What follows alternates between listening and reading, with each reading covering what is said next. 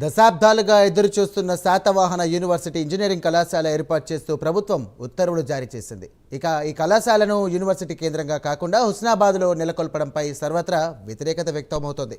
ఇటీవల పెద్దపల్లిలో నిర్వహించినటువంటి సమావేశంలో ముఖ్యమంత్రి రేవంత్ రెడ్డి శాతవాహన యూనివర్సిటీకి ప్రభుత్వం ఇంజనీరింగ్ కళాశాలను, లా కళాశాలను మంజూరు చేస్తామని హామీ ఇచ్చారు. ఆ హామీ మేరకు సోమవారం ప్రభుత్వం ఉత్తర్వులు జారీ అయ్యాయి.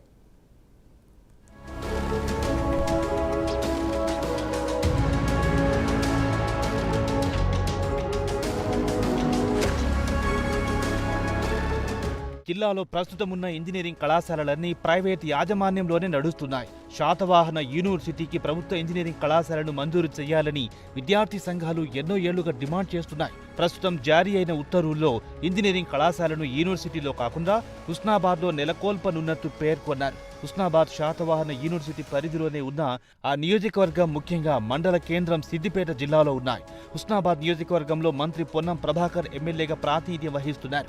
ఆ నియోజకవర్గంలో 7 మండలాలుండగా 2 మండలాలు హన్మకొండ జిల్లాలో, 2 మండలాలు కరీంనగర్ జిల్లాలో, 3 మండలాలు సిద్దిపేట జిల్లాలో ఉన్నాయి. శాతవాహన యూనివర్సిటీలోనే ప్రభుత్వ ఇంజనీరింగ్ కళాశాల నెలకొల్పితే విద్యార్థులకు అనువుగా ఉంటుందనే అభిప్రాయం వ్యక్తమవుతోంది. జిల్లా కేంద్రంలో కళాశాల ఉంటే విద్యార్థులకు వసతి సౌకర్యం దొరకడం సులువవుతుంది.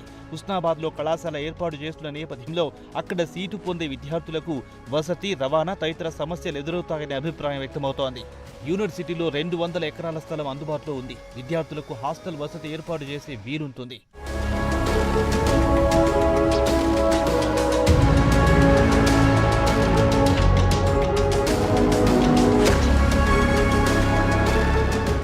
కరీంనగర్ ప్రజల చిరకాల కోరికైన ఇంజనీరింగ్ కళాశాలను శాతవాహన యూనివర్సిటీల్లోనే ఏర్పాటు చేయాలని అధికారం ఉంది కదా అని సిద్దిపేట జిల్లాలోని హుస్నాబాద్కు తరలించి అక్కడే ఏర్పాటు చేస్తే చూస్తూ ఊరుకునేది లేదని విద్యార్థి సంఘాల నేతలు హెచ్చరిస్తున్నారు. యూనివర్సిటీకి లా కళాశాలతో పాటు ఇంజనీరింగ్ కళాశాల మంజూరు చేసి లా కళాశాల ఇక్కడ, ఇంజనీరింగ్ కళాశాల హుస్నాబాద్లో ఎలా ఏర్పాటు చేస్తారని ప్రశ్నిస్తున్నారు. ఉమ్మడి జిల్లా పరిధిలోని కాంగ్రెస్ ఎమ్మెల్యేలంతా దీన్ని వ్యతిరేకించి కరీంనగర్లో కళాశాల ఏర్పాటు చేసేందుకు కృషి చేయాలని, లేదంటే ప్రజల్లో దోషులుగా నిలుస్తారని విమర్శిస్తున్నారు. ఇప్పటికే ప్రభుత్వం హుస్నాబాద్లో ఇంజనీరింగ్ కళాశాల ఏర్పాటు చేస్తామని ప్రకటించడంపై విద్యార్థులు, విద్యార్థి సంఘాలు వ్యతిరేకత వ్యక్తం చేస్తున్నాయి. కరీంనగర్లో ఇంజనీరింగ్ కళాశాల కోసం పోరాటం చేస్తే అధికార బలముందని ఇష్టారాజ్యంగా వ్యవహరిస్తే న్యాయస్థానాన్నైనా ఆశ్రయించి ఇక్కడే కళాశాల ఏర్పాటయ్యేలా చూస్తామంటున్నారు.